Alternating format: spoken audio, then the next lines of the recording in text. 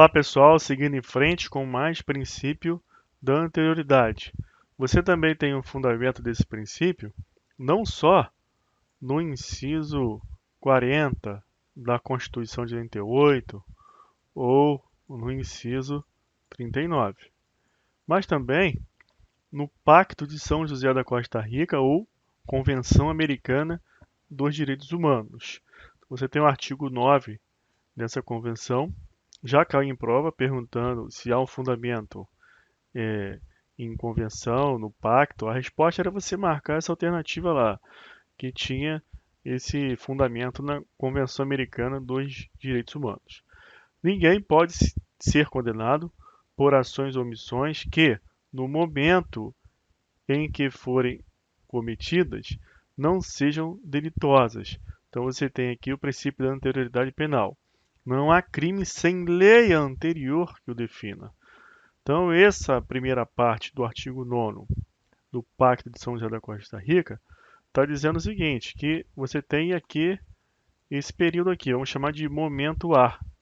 No momento A, se foi praticada uma conduta aqui, um comportamento humano, e você não tem uma lei penal dizendo que esse comportamento humano é criminoso, você não tem crime. Então ninguém pode ser condenado por ações ou omissões que, no momento em que foram cometidas, não sejam delituosas de acordo com o direito aplicável. Então, esse texto aqui da Convenção ele é bem amplo, é bastante pertinente, ponderado, porque não fala de maneira específica e limitada da lei penal. Haja vista que eu já mostrei para vocês aqui em diversas aulas que nós trabalhamos no direito penal com a teoria do crime. Então, nós vamos trabalhar a teoria analítica tripartite do crime. Então, você vai ver que ter a lei penal, você tem apenas ali no fato típico a tipicidade formal.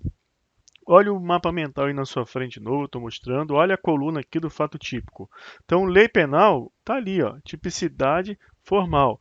Você, para ter crime realmente, que sujeitam a pessoa humana às penalidades previstas nessa legislação penal, precisa ter o preenchimento de toda essa moldura aqui da teoria analítica tripartite. Por isso que na convenção você tem de acordo com o direito aplicável, tá ok? Então o princípio da legalidade penal é apenas um momento da avaliação da existência do crime, tá ok?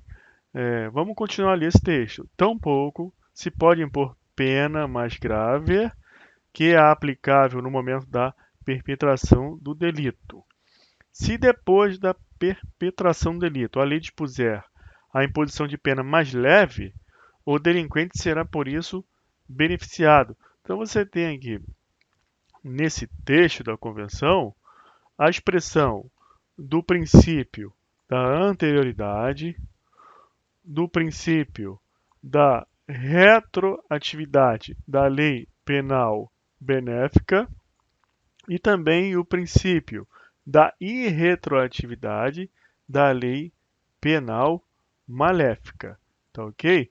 Você pode também representar esse fato pelas expressões novatio legis imperius, ou seja, uma lei nova é mais benéfica. Então a pessoa será beneficiada por essa lei. Ou a novatio legis impecius.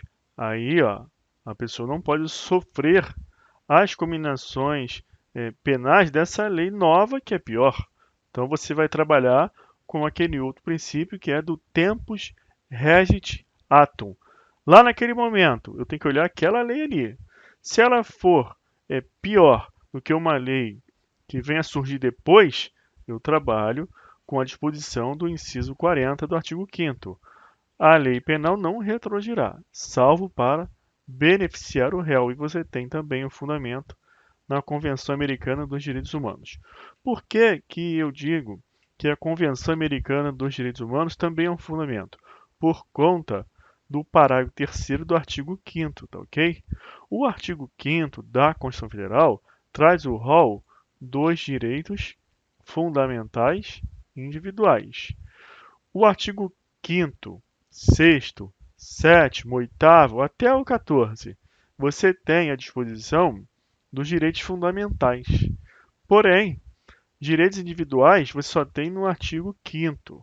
E o artigo 60, parágrafo 4º, inciso 4º da Constituição Federal traz as chamadas cláusulas pétreas. Então você conhece as cláusulas pétreas, já ouviu falar? Então não pode haver o quê? Emenda constitucional tendente a abolir cláusulas pétreas. Basta tender a abolir, já não pode ter a tramitação de emendas constitucionais. Então, o que você tem lá no parágrafo 4º, do inciso 4, do artigo 60 da Constituição Federal? Um texto que diz que os direitos individuais são cláusulas pétreas. Os outros fundamentais não, só os individuais.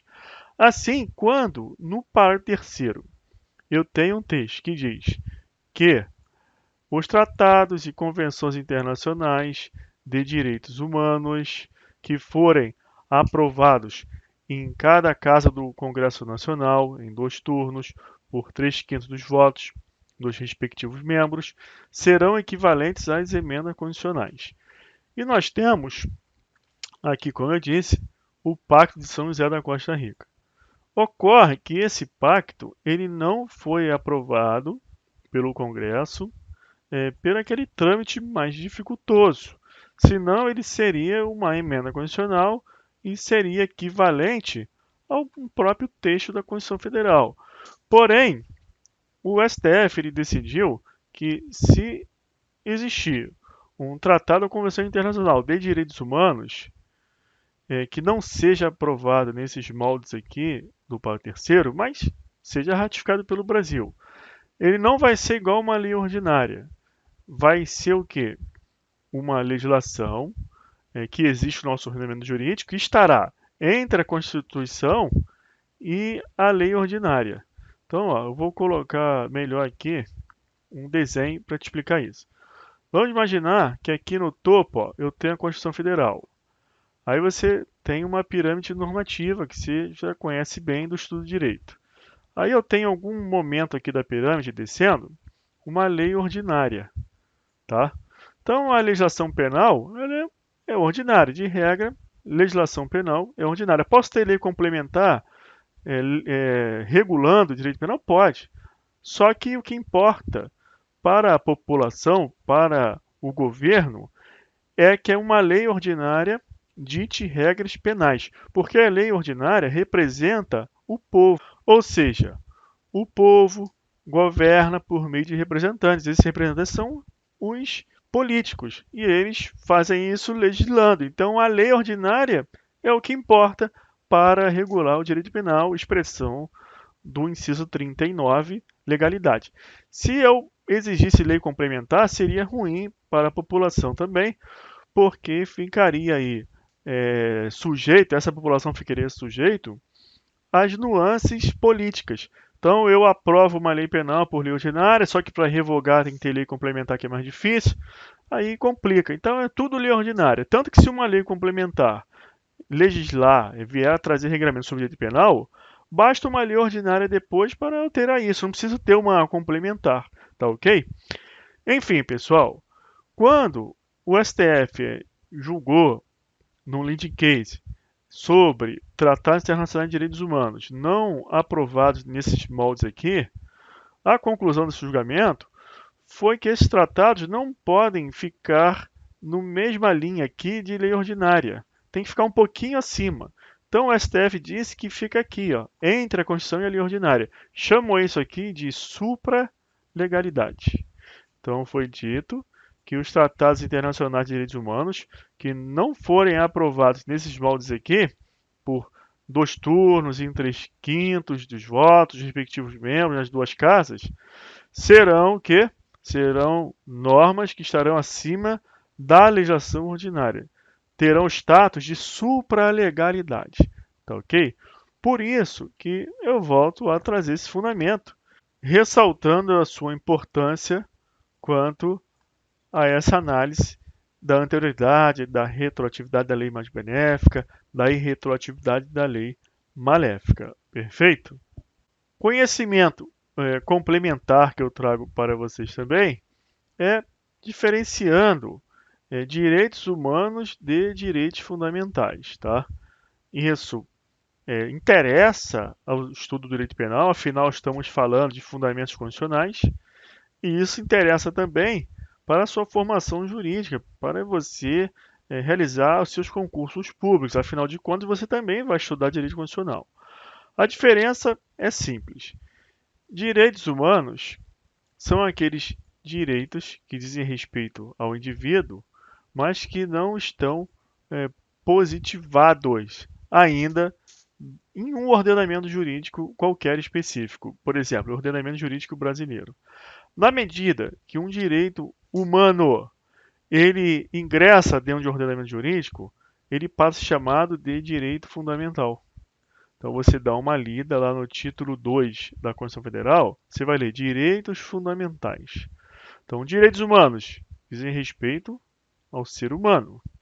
Quando ele ingressa dentro de um ordenamento jurídico, ele é positivado, você tem os direitos fundamentais. Tem gente que chama de direitos humanos fundamentais, para se referir a que ingressou, foi reconhecido por um Estado. Norberto Bobbio, na sua obra bem conhecida, importantíssima de ser lida para a formação jurídica, A Era dos Direitos. Estou colocando a imagem do livro aí, que é muito importante, A Era dos Direitos. Ele defende que, para a efetividade dos direitos humanos, faz-se necessário realmente que o Estado reconheça, precisa ser positivado. Não basta apenas o entendimento de que isso é relevante. Tem que passar por esse processo legislativo, quanto mais nos sistemas jurídicos como o nosso, que tem origem romano-germânica. Nossa cultura é legislativa. A lei é importante para a gente. Tanto que numa discussão qualquer, aquela pessoa do povo que não é jurista, ela quer saber, tem lei? Onde está a lei? E acaba trabalhando até com a literalidade da lei. Tá ok? Então, esse movimento aqui dos direitos humanos para os direitos fundamentais é importante que você saiba, porque isso acrescenta bagagem aí para você estudar outras matérias que com certeza você vai precisar. Então, aqui no parágrafo 3º do artigo 5º, você tem os tratados e convenções internacionais sobre direitos humanos. Então, aqui eu tenho um momento anterior à incorporação. Que forem aprovados, aqui eu já tenho direitos fundamentais. Então, se foi aprovado, é direitos fundamentais. É o que ocorre com o Pai de São José da Costa Rica, que trouxe essa ideia que deve ser respeitada sob o princípio da anterioridade, da retroatividade. Seguindo em frente, eu falei com vocês sobre esses dois incisos, e aqui nessa OBS você tem a retroatividade maléfica e a retroatividade benéfica. Retroatividade maléfica, você vai trabalhar com essa primeira parte.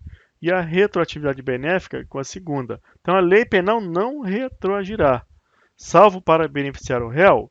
Então aqui você tem a retroatividade maléfica, porque se uma lei penal maléfica retroagir, você estará violando a primeira parte aqui desse dispositivo. A lei penal não retroagirá, salvo para beneficiar o réu, ou seja, só uma lei benéfica pode retroagir. Então, a partir dessa leitura aqui, do inciso 40, que a doutrina extraiu esses dois princípios, mas não esquece daquelas expressões latinas. Isso pode confundir, mas é a mesma coisa.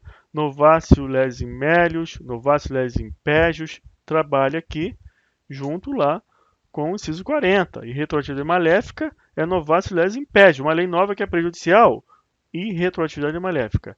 Uma lei nova que é benéfica, retroatividade benéfica, novatio legis melius. E lei melhor é lex mitior, tá ok? Vamos agora aqui dar mais uma olhada nesse primeiro dispositivo do Código Penal, para a gente aparar algumas arestas.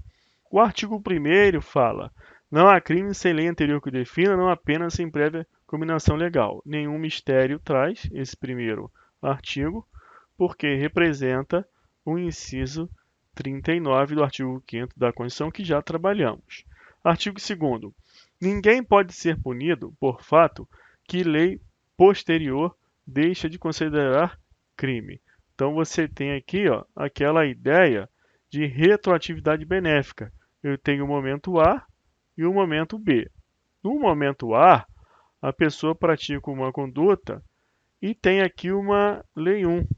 Essa lei 1, que ela tem vigência no momento A, ela se aplica a essa conduta.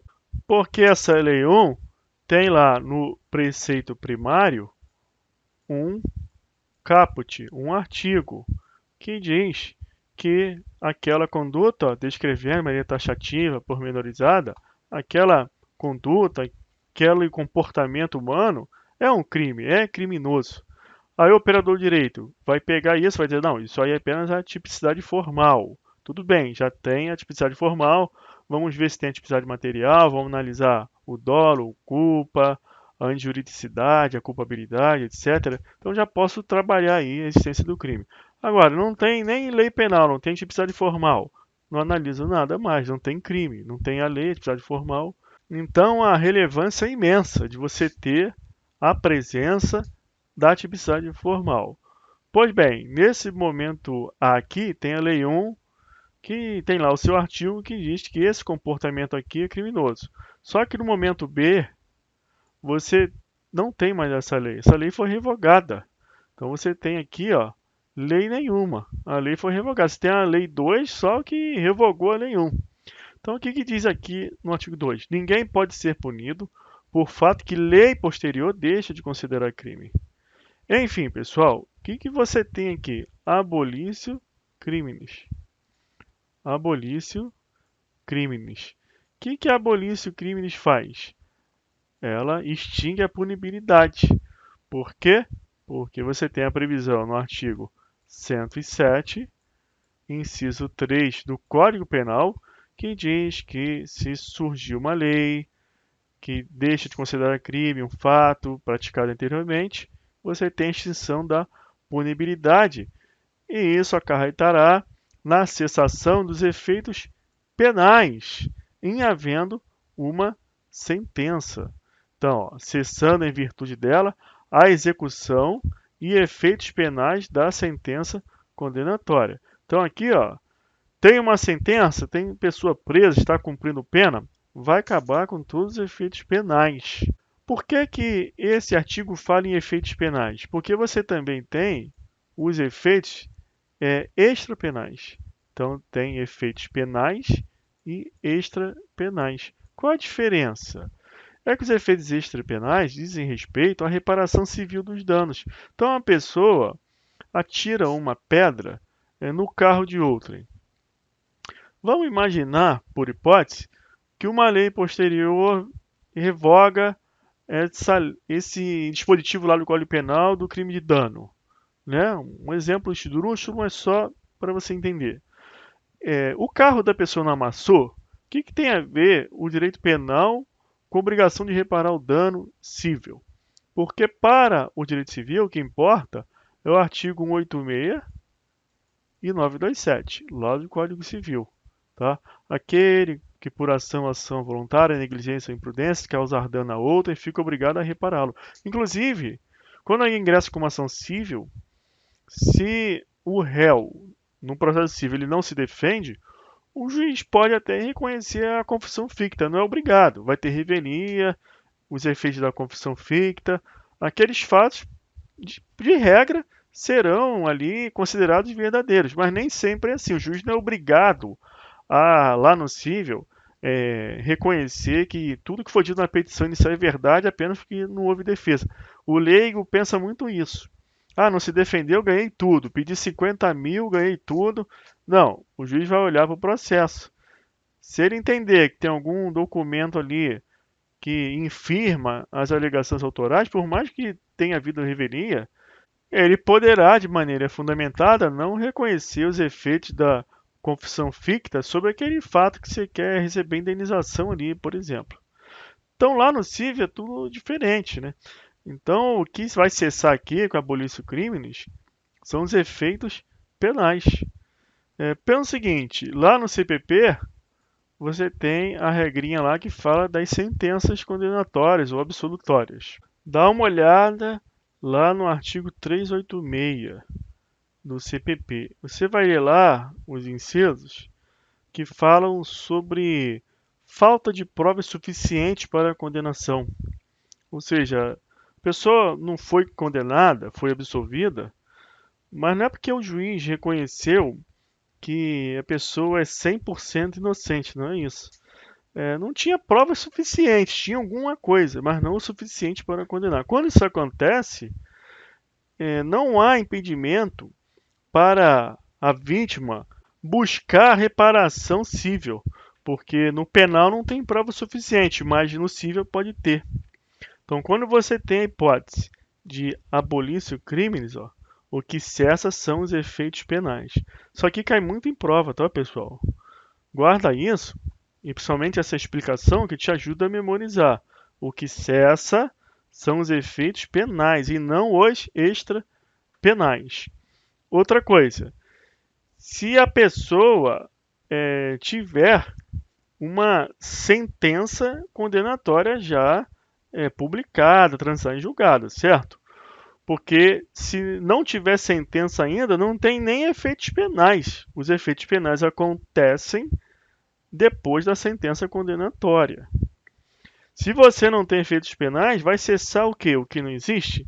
Então, se a pessoa está lá respondendo o processo, mas não tem sentença, e vem uma lei posterior e deixa de considerar crime, absolvição sumária. O fato não constitui crime. Quando a pessoa está respondendo o processo, ela tem que ser resguardada em razão da presunção de inocência, que também é um princípio constitucional que já estudamos. Durante o processo, surge uma lei que considera que aquele fato não constitui mais infração penal, a pessoa não cometeu crime. Então não poderia nem mais responder processo à absolvição sumária em razão de ser evidente que o fato não constitui crime. Perfeito? Isso também não afasta a possibilidade da vítima, daquela pessoa que se acha prejudicado, buscar uma reparação civil. Por que não afasta? Porque as esferas são distintas. Ocorre que quando você tem uma sentença penal condenatória, aqueles fatos ali que foram discutidos na ação penal se tornam fatos indiscutíveis que não podem ser mais discutidos na esfera civil. É isso que acontece. E quando o juiz profere uma sentença penal condenatória, ele já coloca um valorzinho ali, de mínima reparação pelo aquele fato. Por isso que esse dispositivo aqui é bem cuidadoso em falar efeitos penais. Porque diz respeito à pena privativa de liberdade, restritiva de direitos. Agora, reparação civil, o juiz já coloca um valorzinho aqui. A pessoa pode ir lá possível ainda, tentar buscar essa reparação civil, porque isso significa efeitos extrapenais e não penais. Tanto é assim que os sucessores respondem no medida da herança também do infrator pela reparação civil ex delito, aquela reparação devida em razão da prática da infração penal. Se não fosse extra penal, os herdeiros ficariam presos no lugar da pessoa que faleceu, por exemplo. Parágrafo único do artigo 2º do Código Penal fala da retroatividade benéfica, a lei posterior, que de qualquer modo favorecer o agente, aplica-se aos fatos anteriores, ainda que decididos por sentença condenatória transajulgada. Então eu vou parar por aqui e na próxima aula a gente continua a partir daqui com mais informações de total relevância para a sua prova. Então até lá, um abraço.